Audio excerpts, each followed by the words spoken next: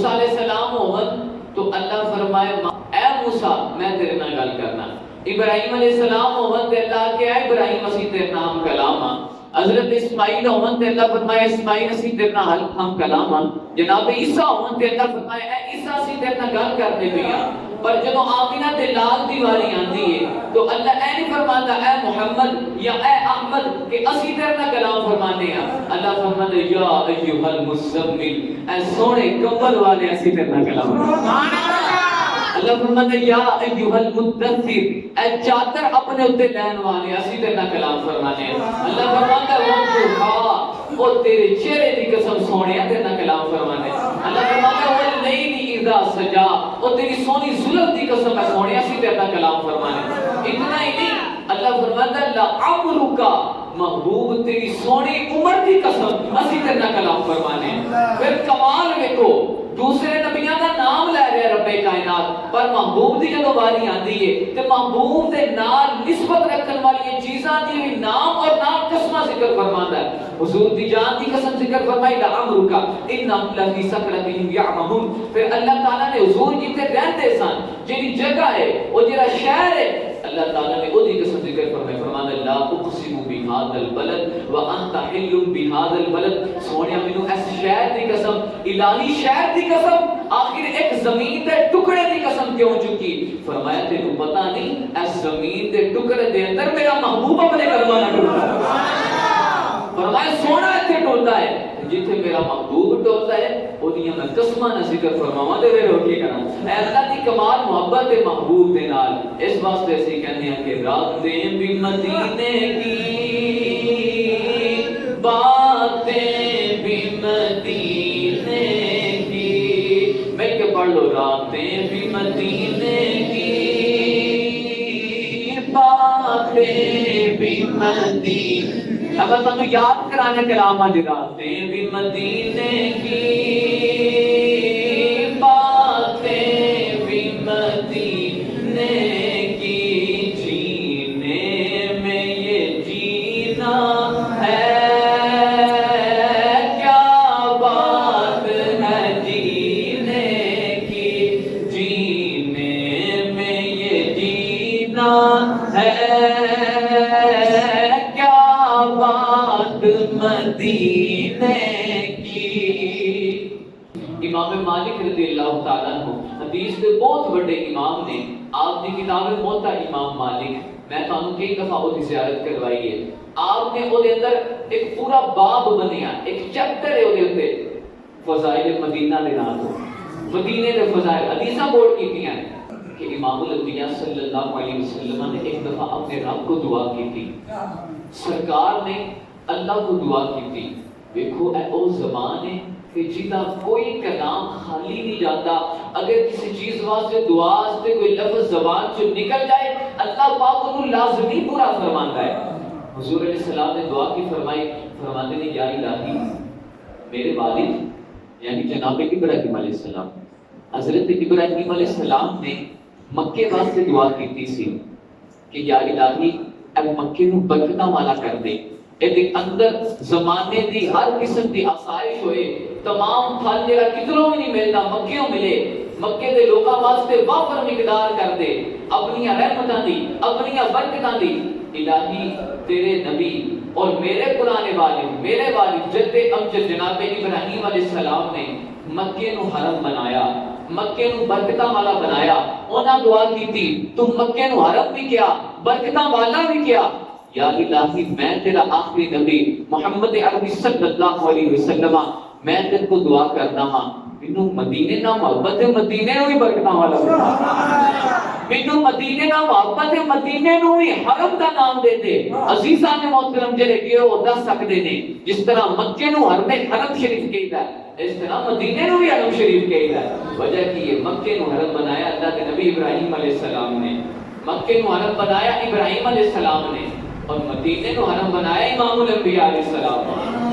اے مدینے کی شان اور حضور کی فرمایا مدینے واسطے کی دعا فرمانے تھے جناب رسول اللہ صلی اللہ علیہ وسلم حضور فرماتے اے اللہ مدینے والیاں دے تول چ بھی برکت دے مدینے والیاں دے کیل چ بھی برکت دے مدینے والیاں دے دن چ بھی برکت دے مدینے والیاں دی رات چ بھی برکت دے امام مالک رضی اللہ تعالیٰ کو مدینے دے عاشق جو بھی مدینے کا ذکر ہوتا ہے امام مالک کا نام بھی ذکر ہوتا ہے آپ مدینے اس وجہ تو نہیں سن باہر جاتے کیونکہ امام الانبیاء نے فرمایا سی کہ مدینہ برکت والا ہے مدینہ رحمت والا ہے مدینہ ہوئے کہ جدے اندر اللہ دے 70,000 فرشتے صبح اور 70,000 فرشتے شام کو سلامی دین آتے ہیں اور قیامت تک میرا پہلا فرشتہ آتا ہے وہ دوبارہ واری نہیں آتی کیوں؟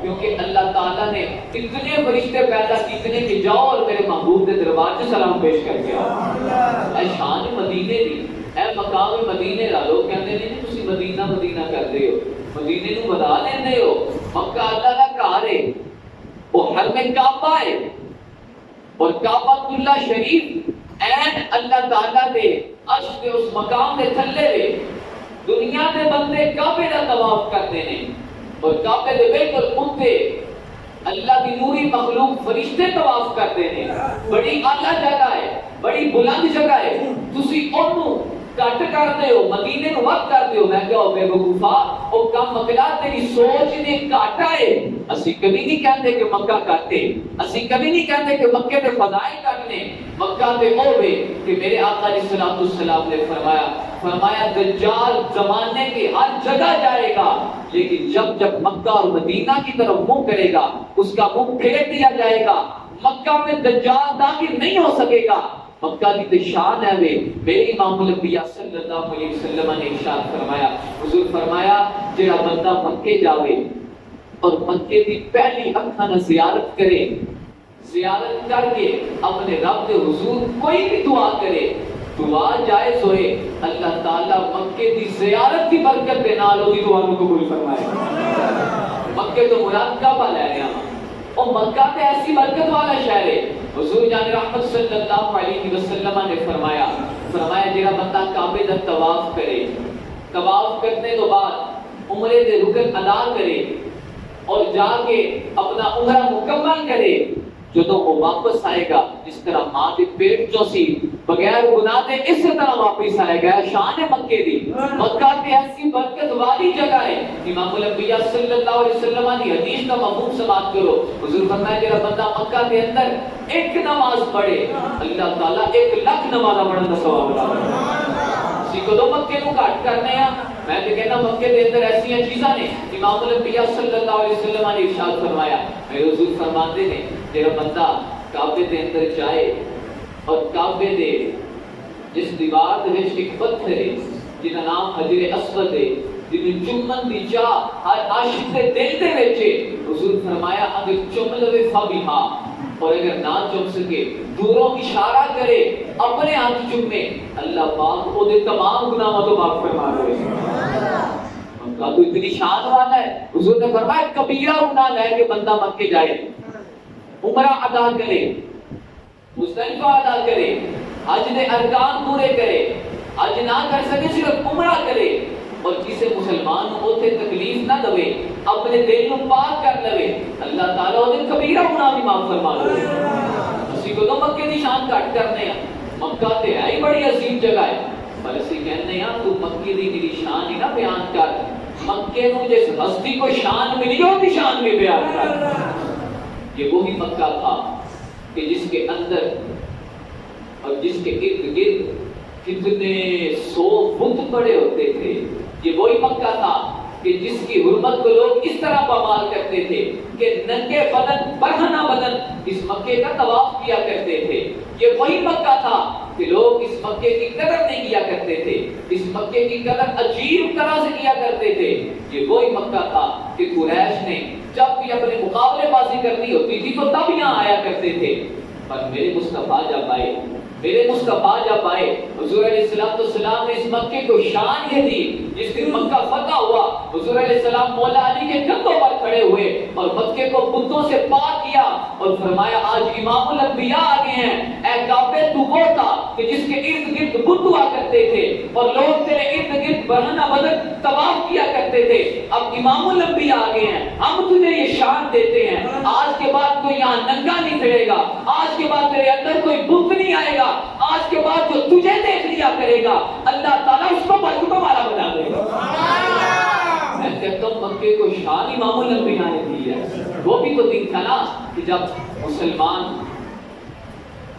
بیت المقدس کی طرف منہ کر کے نماز پڑھا کرتے تھے اور کفار تانا دیتے تھے کہ تم تو ہمارے قبلے کی طرف منہ کرتے ہو، تمہارا اپنا تو قبلہ ہی نہیں ہے، یہ تو وہ قبلہ ہے کہ جس کی طرف اللہ کے نبی موسیٰ علیہ السلام نماز پڑھتے تھے، اللہ کے نبی عیسیٰ علیہ السلام نماز پڑھتے تھے، تمہارا اپنا قبلہ نہیں ہے، ہمارے قبلے کی طرف منہ کر کے نماز پڑھتے ہو۔ سنو سنو، مکے میں کعبے کو کعبہ قبلہ بنایا کس نے ہے؟ یہ بات سنو، قرآن پاک میں اللہ تعالیٰ نے اس واقعے کو ذکر فرمایا۔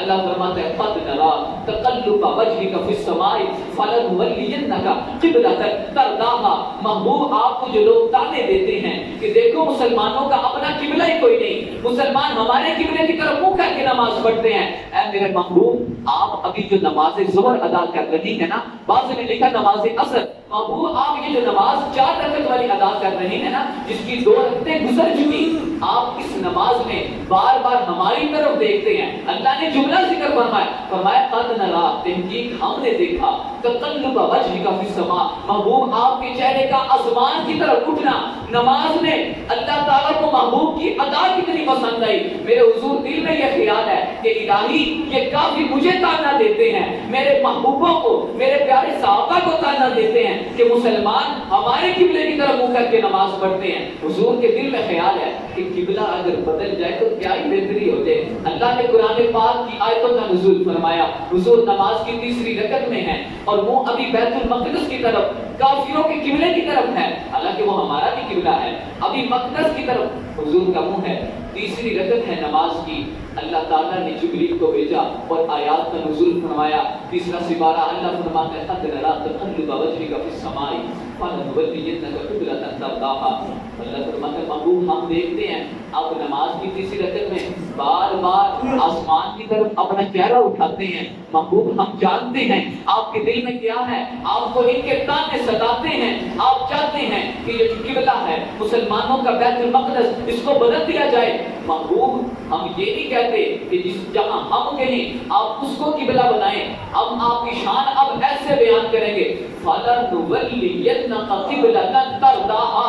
سونیا ہم ضرور یہاں پہ لام تاکید ہے اور ساتھ میں نون تاکید ثقیلہ ہے۔ جو بندہ درس نظامی پڑھا ہے، علم دین جس نے سیکھا ہے، جس کو عربی گرامر آتی ہے، وہ بندہ بتا سکتا ہے کہ نولینا لنولینا اس سیکھے میں کتنی محبت ہے اللہ تعالیٰ کی محبوب کے ساتھ۔ اللہ فرماتا ہے محبوب ضرور ہم بدل دیں گے قبلہ، کہاں؟ جہاں آپ روح زیبا فرما دیں گے۔ میرے محبوب نے نماز کی 3ری رکعت میں اپنا منہ بیت المقدس سے ہٹایا، اس کعبے کی طرف کیا اور اس کعبے کو اللہ نے قیامت تک آنے والے مسلمانوں کے لیے قبلہ بنا دیا۔ میں کہتا ہوں یہ وہ کعبہ ہے کہ جس کو کعبہ قبلہ بنایا میرے محبوب نے ہے، اور اللہ نے فرمایا تھا محبوب جدھر منہ کریں گے ہم ادھر کعبہ بنا دیں گے، اسی کو قبلہ بنا دیں گے۔ میرے محبوب نے اگر اس کعبے کی جگہ کہیں اور منہ کیا ہوتا تو اللہ اس کو قبلہ بنا دیتا، مگر میرے محبوب نے کعبے کی طرف منہ کیا، پتہ چلا کعبے کو کعبہ قبلہ بنانے والی ذات مصطفیٰ کی ذات ہے۔ کعبے کو جس نے کعبہ بنایا ہے، اگر میں اس کی بات نہ تجھے سناؤں تو کس کی بات سناؤں؟ تو کہتا ہے تو مدینے کی بات کرتا ہے، مدینے کی بات تو میں کروں گا کیونکہ کعبے کو میرے مصطفیٰ نے کعبہ بنایا۔ کعبے میں حضور گئے تو کعبے کو عزت ملی، میرے حضور جنگ میں گئے تو جنگ کو عزت ملی، میرے حضور گھر تشریف لائے گھر کو عزت ملی، میرے حضور سفر پر گئے سفر کو عزت ملی، میرے حضور ابو بکر کے ساتھ رہے ابو بکر کو عزت ملی، میرے حضور عمر کے ساتھ رہے عمر کو عزت ملی، میرے حضور عثمان کے ساتھ رہے عثمان کو عزت ملی، میرے حضور علی کے ساتھ رہے تو علی مولا علی بن گئے۔ ارے میرے حضور جہاں جاتے ہیں اس کو عزتوں سے نوازتے جاتے ہیں۔ جب حضور کعبے میں تھے تو کعبے کا بڑا مقام تھا، آج بھی ہے، لیکن آج میرے محبوب، آج میرے آقا مدینے میں ہے، آج کعبے کعبے کا مقام اپنی جگہ، لیکن مدینہ عرش معلیٰ سے بھی افضل ہے۔ تکبیر،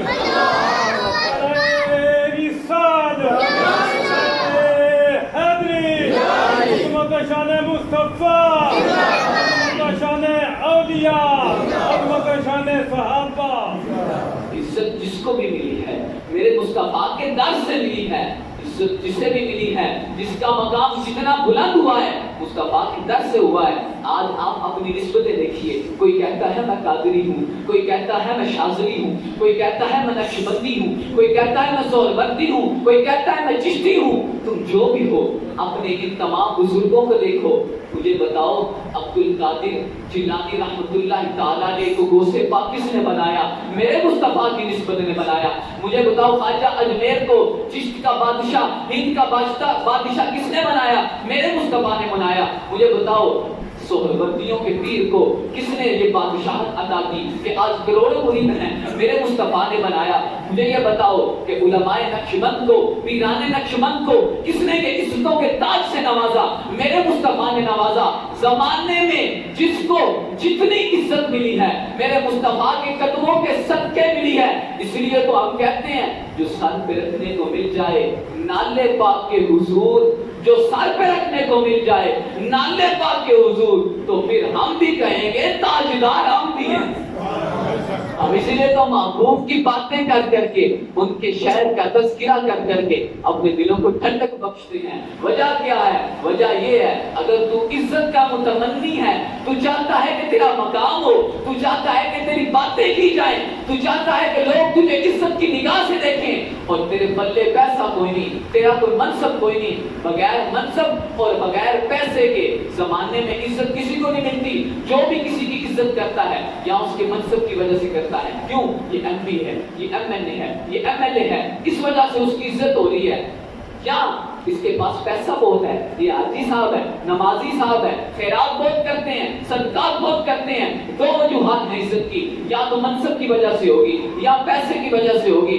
میں تجھے ایک آج نسخہ دے کے جاتا ہوں، نہ تیرے پاس منصب ہو نہ تیرے پاس پیسہ ہو، زمانہ پھر بھی تیرے آگے جھک جھک کے سلامیاں دے، تو میرے مصطفیٰ کے در سے جڑ جا۔ میرے مصطفیٰ کے در کا غلام بھی بلال حبشی ہو تو مصطفیٰ اس کو عزت ایسی نوازتے ہیں۔ فتح مکہ کے دن حضور فرماتے ہیں بلال یہ وہ مکہ ہے کہ جس کے اندر تجھے گھسیٹا گیا، تجھے غلامی کے اندر طرح طرح کی اذائیں دی گئی، اذیتیں دی گئی۔ بلال آج ہم تجھے یہ عزت کا تاج دیتے ہیں، آج تو اس کعبے کی چھت پہ چڑھ، آج تو اس کعبے کی چھت پہ چڑھ اور وہاں چڑھ کے اذان دے، زمانے والوں کو بھی پتا چلے کہ یہ مصطفیٰ کے لیے جھک جاتا ہے، مصطفیٰ اس کو کتنا بلند کر دیتے ہیں۔